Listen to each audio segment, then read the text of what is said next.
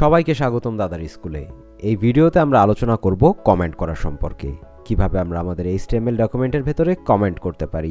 প্রথমেই বলে রাখি, HTML এ যে কমেন্ট করা হবে সেই কমেন্ট কিন্তু কখনোই আমাদের ওয়েবসাইটের যারা ভিজিটর আছে তারা দেখতে পাবে না। কমেন্টটা ব্যবহার করা হয় মূলত ডেভেলপারদের জন্য। ডেভেলপাররা কোনো একটা জিনিস বা কোনো একটা পার্টিকুলার বিষয়কে যদি মনে রাখতে চায়, তার জন্য একটা স্মল নোট তারা কোডের ভেতরেই লিখে রাখে, এবং সেই যে নোটটা সেই নোটটাই মূলত কমেন্টের প্রয়োজনীয়তা অনেক রকম। ফর এক্সাম্পল, আমি আজকে একটা ওয়েবসাইট তৈরি করলাম, 3 মাস পরে সেটাকে আপডেট করতে যাচ্ছি। তার যদি ইম্পর্টেন্ট পয়েন্টগুলো কোডের ভেতরেই নোটেড অবস্থায় থাকে, তাহলে এটা অবভিয়াসলি আমার জন্য একটা অনেক বড় সুবিধা। আমি তখন সেটা দেখে বুঝে তারপরে আপডেট করতে পারি। অথবা এমন হতে পারে যে আমি একটা ওয়েবসাইট তৈরি করলাম, অন্য আরেকজন ডেভেলপার সেটা আপডেট করবে। যদি সেই ডেভেলপমেন্টের ইম্পর্টেন্ট অ্যাসপেক্টগুলো আমি যখন ডেভেলপ করব তখন কমেন্ট আকারে কোডের ভেতরে রেখে দিই, পরবর্তীতে অন্য যে ডেভেলপার কাজ করবেন তার জন্য কাজটা করা অনেক সহজ হয়ে যেতে পারে। তো এই সব কারণেই মূলত আমরা আমাদের HTML এর যে র ডকুমেন্ট, দ্যাট মিনস ওয়েবসাইটের যে ব্যাক এন্ডটা আছে সেখানে কমেন্টগুলো করে রাখি।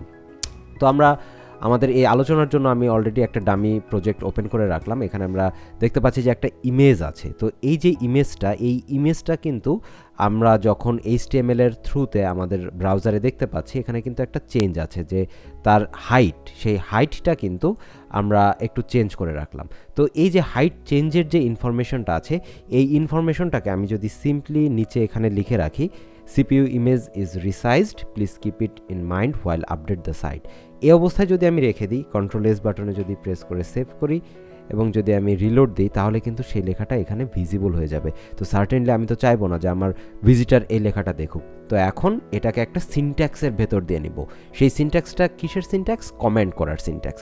তো কমেন্ট করার বেসিক সিনট্যাক্সটা আমি প্রথমে এখানে একটুখানি লিখে দেখাই, যে আমাদের অ্যাঙ্গুলার ব্র্যাকেটের ভেতরে প্রথমে একটা এক্সক্লেমেশন চিহ্ন দিতে হবে, তারপরে দুটো ড্যাশ, এবং তারপরে যদি আবারও দুটো ড্যাশ দেওয়া হয়, এই যে দুটো ড্যাশের মাঝখানে যে লেখাটা থাকবে সেটাই হবে আমাদের কমেন্ট, এবং সেই অংশটুকু আমাদের ওয়েবসাইটে, দ্যাট মিনস ব্রাউজারে আর ভিজিবল হবে না।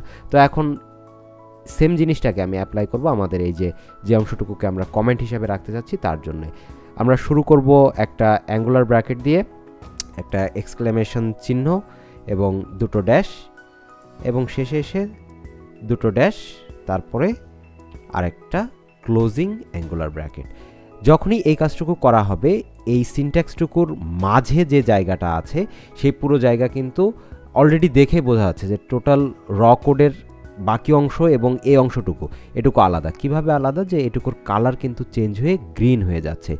তো এই যে গ্রিন যে অংশ আমরা আমাদের HTML ডকুমেন্টে দেখতে পাবো, যখন পার্টিকুলারলি আমরা নোটপ্যাড প্লাস প্লাস ব্যবহার করছি, তখন এই গ্রিন অংশটাই হচ্ছে আমাদের কমেন্ট এরিয়া। এই অংশটুকু আমাদের ওয়েবসাইট, দ্যাট মিনস আমাদের ব্রাউজার রেন্ডার করবে না, এবং আমাদের ভিজিটাররা কখনো দেখতেও পাবে না। তো এই অবস্থায় যদি আমি Ctrl+S বাটনে প্রেস করে আমাদের ওয়েবসাইটটাকে সেভ করি এবং যদি ব্রাউজারে এসে রিলোড দিই, তাহলেই কিন্তু এই অংশটুকু ডিসঅ্যাপিয়ার হয়ে যাচ্ছে আমাদের ব্রাউজার থেকে। তো খুবই দরকারি একটা টেকনিক, আমরা যারা ডেভেলপার এন্ডে কাজ করব তাদের জন্য। হোপফুলি সবার কাছে কনসেপ্টটা ক্লিয়ার। তারপরেও যদি কারো কোনো প্রশ্ন থাকে, please feel free to comment.